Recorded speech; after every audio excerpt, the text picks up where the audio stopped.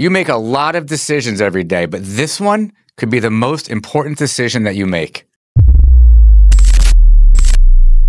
We had a quiet, knock on wood, we had a quiet 2 or 3 weeks here with, we haven't really had any brief talk. I know you and I were talking before we went live, that's something that we both have experienced, which is related to people inside the company. Two things, either intentionally doing something or accidentally. We have done both many times. One of my famous ones is we were a husband and wife, they were divorcing and they were trying to sell the company and figure out what it was worth. And the husband was going into QuickBooks and basically changing check names. Like if they wrote a $75,000 check to a vendor, he would put his name on it, cash it, and then go back and put the vendor's name on it so that it looked like oh my God. Yeah, so we basically caught him live, changing check names to his so that he could go cash the checks instead of sending them to the vendors. Basically came up with a nice little settlement for the wife in that particular thing. But then we've had it where you've seen it where the CFO gets an email from the CEO that says, hey, this vendor needs to be paid ASAP, wire $50,000 to this vendor and this account immediately. And the CFO sometimes will just go ahead and do it because there's no controls or policies or anything in place for them to double check. It's interesting. We actually, like 2 years ago, our bookkeeper did that. And so she got an email. It said it was from me. And she didn't call me and ask. She just went and she actually sent the money. I don't remember how much it was. Thankfully it wasn't, I think it was like 50 grand or something. She sent it. And I actually don't remember how it got to me, but it was rather quickly. Somebody, either the bank caught it or somebody caught it. And I was like, I said to her, like, what are you doing? Like, I would never ask you to do that. I've never asked you to do that. Right. I wouldn't ask you to do that. And I said, show me the email. So she shows me the email and I'm like, does that even sound like me? You've worked with me for how many years? Would I write you an email that sounds like that? She's like, no, actually, now that you mention it, it doesn't really sound like you. I'm like, because it's not me. And that's one of the dead giveaways. If you work with somebody and you're talking about a CFO and somebody's asking that CFO to do something, if you're the CFO or you're the controller, or you're the person that has the ability, the power to transfer money, you're reading a message. Yep. There's a voice, like there's a certain way somebody speaks. If it doesn't seem like it makes sense, well, you just ask. But even more importantly, after that, we put something in place that should have been in place to begin with. Now it requires 2 people, and the bank has to verify with 2 people before anything can be wired to anybody. Right. Yeah, we have very similar policies in place. Yeah. I get phone calls from people, I don't know, a couple times a week that they've, sent money and they've sent 50,000, 100,000, 150,000. And sadly, a lot of times by the time that money hits the federal wire system, it's, most times it's just gone. There's not much you can do about it. Yeah. We actually got ours back. I don't know how. Somehow they got it back. I guess it didn't get far enough and they were able to pull it back from the bank that it went to. But we've had clients who, like you and I were talking about, that we've had them do this and the money that is actually gone. I mean, 6 figures is just gone. Yeah, I mean, not insider, but we had the one last year or earlier this year, 7 figures were transferred out. They got it back, but the bank had no policy. So you should also check your bank policies too, because this bank literally, did a 7-figure wire transfer with no verification back to the customer. I think it comes down to executive leadership, having policies and procedures that are there. I mean, the common sense things to protect the business. I mean, number one thing is don't make assumptions. Don't assume that your finance department has all the right policies in place, and if they have them in place, that they're even following them. So if you can go to your bank, and you should tell your bank that you can only do a wire transfer or anything above a certain dollar amount. There has to be at least 2 approvals, and those approvals shouldn't be just via email. Like, I get a phone call now from the bank. I don't know if you have any other thoughts about like other ways to get validation, but yeah, really. I mean, we do a similar thing. If it's a small amount, it can be done online. But we have larger wire transfers have to be done either at the bank or on the phone, and then they have to call back to verify that it's actually. And then we have a passcode system. Like at Bank of America, I have a passcode system where I have to read them back a code to let them know that they're actually talking to me. So anything you can put in place to make sure the bank is staying honest, your people are actually sending the correct transfers. But really nobody. I mean, how often have you sent your controller or bookkeeper an email that says wire money to this account? You should be, for us, that's all ticketed. So yeah.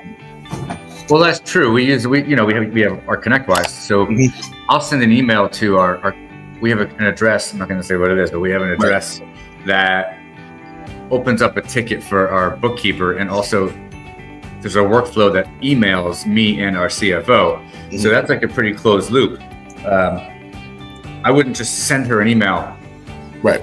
So she's learned that, and that's one of the key things. Like when you and I do like cyber audits for people, one of the things that's in there is like, what are your controls? What's the process? And I think if people don't review that process and they don't actually like talk about it every so often, it could be forgotten. And people do the human element is what they're trying to take advantage of. So you get a phishing email. The phishing email is maybe in this case isn't telling you to click on something. It's just telling you to take action. And because it sounds, maybe you're in a rush or whatever, you're tired or something, and you just go do it. I mean, legit, that is just a common sense failure, and it's a failure to be accountable. If you're overseeing the company's money and you have the ability to lose the company's money, you have the what's the word? I mean, I don't know. Your accountant is the word I'm looking for, but it's early today. We're doing this early. I can't think. Yeah. I mean, it's incumbent upon you to actually verify. So she should have called me in our case and said, "Did you actually ask me for this?" Rather than just go to the bank and just do it. And I was like, and one other time she did the gift card thing. It was like 5 years ago. Yeah.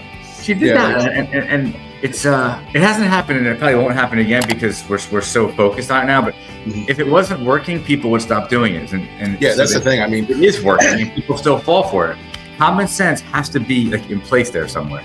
I literally on vacation last week had a family member that was asking me about the gift cards because they had someone from the IRS that wanted them to go to the store and buy gift cards. And I was like, the IRS does not take payment in Roblox gift cards. How about and they were about to go buy like $500 of gift cards to pay an IRS bill that they didn't have. Isn't it a little scary? I mean, I don't know. It's just, to me, it's a little scary that all of us, it doesn't matter what company you're talking about, it doesn't matter how big the company is. Human beings, this is social engineering. They're just lazy. Our minds are like, if you catch somebody at the end of the day and you have like that mental fatigue at like 5 o'clock and they send an email at 5 and it's like, this has to get out, it's urgent, and it sounds like it's coming from me, and she gets that, I hope that this time around she would stop and ask, but so many people don't.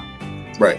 And you could have your policies and you can run your policies 100 times perfectly, and then the 101st time you don't follow it, and then now you're out of the policy and you've now sent $40,000 or $100,000 to somebody. Anyway, the message is use common sense. And you've heard the expression common sense ain't so common?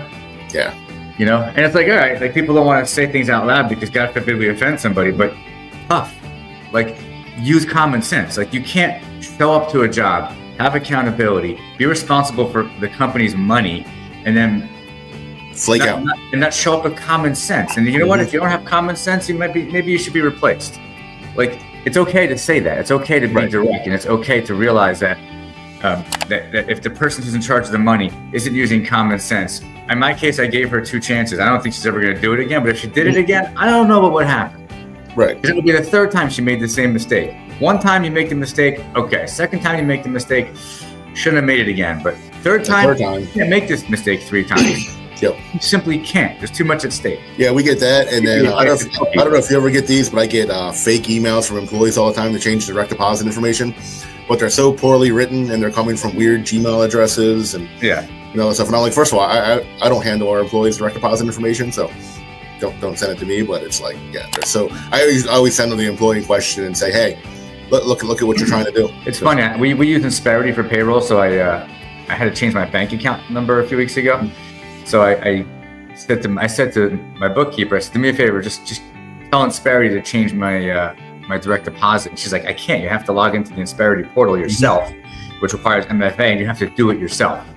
Right. So that's another piece of advice. Make sure that as often as you can in your business, no matter how big or how small you are, that you have mechanisms in place that have things like that, especially for payroll, especially for bank account information. Yeah, the big message here today is the same thing. I can't change it. They have to change their own, and they have to log in with multi-factor. The big message here today is social engineering isn't going away.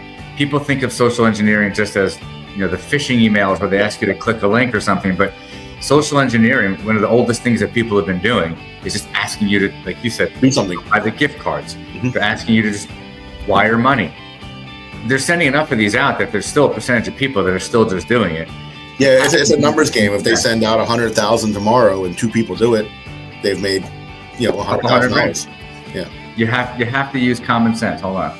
We do a lot with realtors, and realtors had the scam where they'll right before a closing, they'll get their email hacked, and they'll send their clients a fake message that says, we need $10,000 more for closing. Send it to this thing, and they actually don't need it. But many realtor clients will just, because buying a house is stressful, and you're sending money everywhere, and you don't know what to do, and you're just trying to get to the closing date, and they'll just send that money, that $10,000. That's a really good example, actually. And there's so many situations where there's things that are urgent, especially with real estate transactions. Yeah, because you get that. It's like if you have 30 days to close, you do nothing for 20 days. In the last 10 days, you're just doing everything, and then you get stressed out and you get that email and you're afraid you're not going to close, so $10,000 doesn't seem like a lot, and you just send it off. Now, I was going to try and share something because I had an old slide that actually showed some tips. But so number one tip is verify. Yep. Don't trust it. Verify it. Anytime anybody's asking you to do anything with money, never trust it. You have to go to the source.